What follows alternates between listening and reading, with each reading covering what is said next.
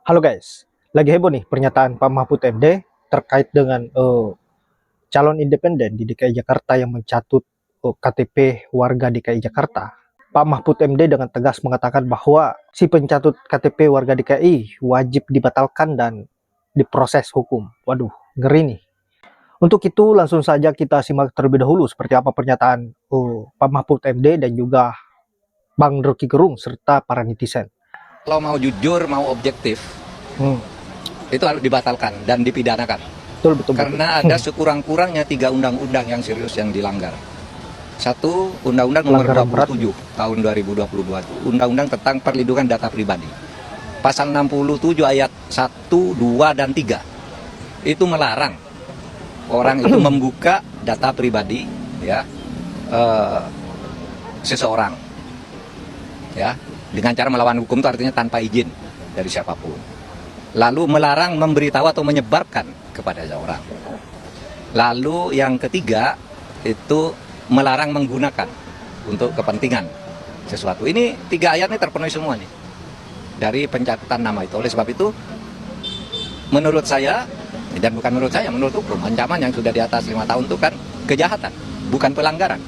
Kalau sifatnya pelanggaran, penegak hukum, polisi harus langsung bertindak, tidak usah nunggu laporan.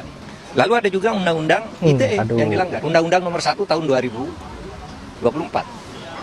Itu pelanggaran juga. Di situ sendiri ancamannya berat tuh, ya, mengambil data orang lain dan menyebarkannya tanpa izin dan digunakan untuk kesalahan juga ada di undang-undang itu.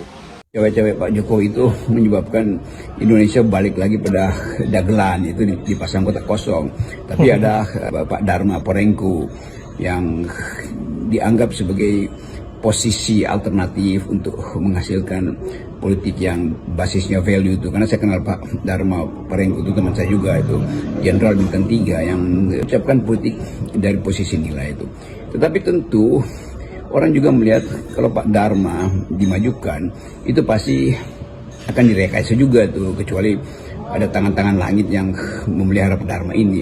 Tapi sekali kita masuk dalam kalkulasi, tentu pasangan independen ini juga masih punya masalah, mungkin verifikasi KTP dukungan tuh.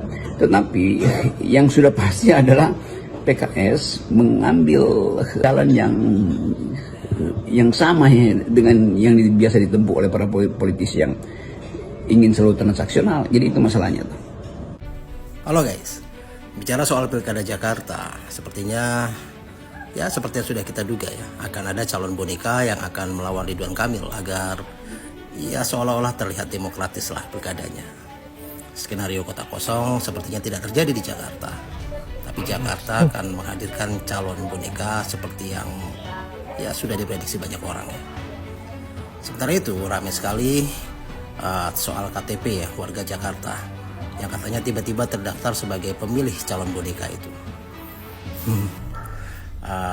Padahal katanya mereka tidak pernah mendaftar, bahkan banyak yang nggak kenal siapa itu yang dipilihnya. Atau jangan-jangan jebolnya pusat data nasional waktu itu dimanipulasi untuk mendukung calon independen ini. Entahlah ya. Oh ya, buat Pak Ridwan Kamil sebagai orang yang pernah mengikuti pilkada wali kota dan gubernur, kira-kira apa ya perasaannya mengikuti pilkada yang direkayasa sedemikian rupa agar Anda menang tanpa berjuang dan berdarah-darah? Apakah bangga? Salam. Nih, kerjaan kayak gini nih, kalau bagi pendukung paslon 02 itu bukan penjekalan. Mungkin bagi paslon 02, pendukung paslon 02, mungkin jekal kakinya dicekal pakai kaki, mungkin kayak gitu. Itulah kalau otak, kalau bodoh ya itu. Katanya mana penjekalannya. Ya ini masalah dokumen-dokumen, mencuri dokumen itu, masalah nik KTP itu dimalingnya. Nah, yang maling siapa? Yang dukung siapa itu? Yang dukung maling-maling nik KTP itu siapa itu? Ayo, coba komen. Apa yang maling itu Anies? Pak Anies yang maling? Pak Anies yang cekal? Nah, Makanya kalau ngomong dipikir dulu kamu ya, pendukung paslon 02. Dari zaman dulu memang jegal terus waktu pilpres, masih nggak terima. Hmm, hmm. Diomonginya masih nggak terima. Mana jegalnya? Mana buktinya? Nggak perlu dibuktikan. Di media sudah banyak ditayangkan. Nggak perlu. Apa kamu buta kamu pendukung 002? Ngomong jegal mana buktinya? Cari sendiri buktinya. Buka di Google. Di internet tuh cari tuh. Di media-media. Jangan taunya cuman bansos aja. Kaget gak dengan berita ini? Gue sih enggak ya, karena kita udah tahu bagaimana kemudian permainan-permainan politik yang terjadi di awal pemilu 2024 sampai dengan menuju pilkada hari ini. Yap, sebagian besar KTP warga negara dicatut dan dijadikan sebagai alat untuk kemudian memuluskan, melancarkan jalan daripada bakal calon gubernur dan juga wakil gubernur, yaitu Dharma dan juga Kun Wardana. Dan bahkan sosok Bapak Anies Baswedan juga anak-anaknya menjadi korban dari KTP juga dicatat untuk kemudian memuluskan jalan daripada ini. Sampai di sini pertanyaannya adalah di manakah peran daripada lembaga KPU sampai kemudian bisa terjadi peristiwa ini. Hal simpel yang kemudian bisa kita lihat dan menjadi bukti untuk kemudian kita saksikan bersama bahwasanya adanya dugaan pencatatan ini jelas mengindikasikan bahwa data itu diproses tanpa adanya persetujuan apapun dari subjek data. Sisanya silahkan kalian cek berita yang kemudian hari ini beredar. Dan kalau misalkan kita tinjau dari undang-undang PDP itu sendiri, ini telah jelas-jelas dilarang dan diatur, ditegaskan di dalam pasal 65 ayat 1 undang-undang PDP bahwa setiap orang dilarang memperoleh atau mengumpulkan data pribadi yang bukan miliknya dengan maksud untuk menguntungkan diri sendiri atau orang lain.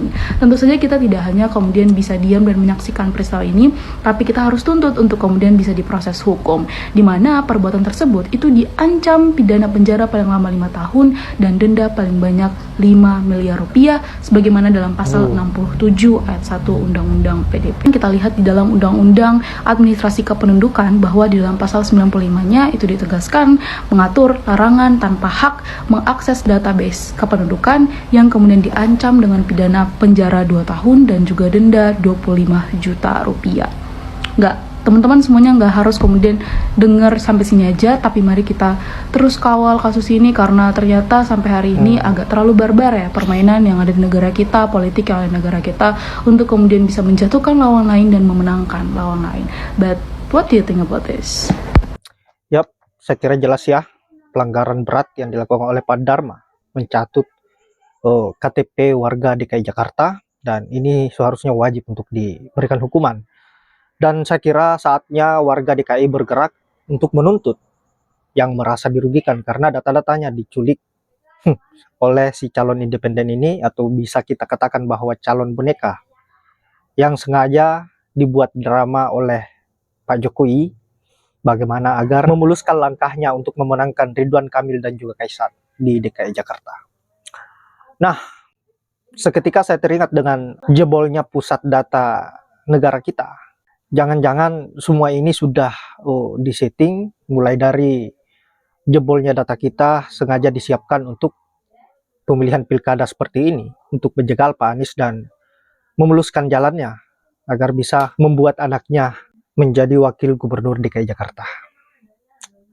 Baiklah sahabat-sahabat, sekira hanya itu. Terima kasih sudah menyempatkan diri untuk menonton, dan saya akhiri dengan ucapan wallahul muwaffiq ila aqwamit thoriq. Assalamualaikum warahmatullahi wabarakatuh.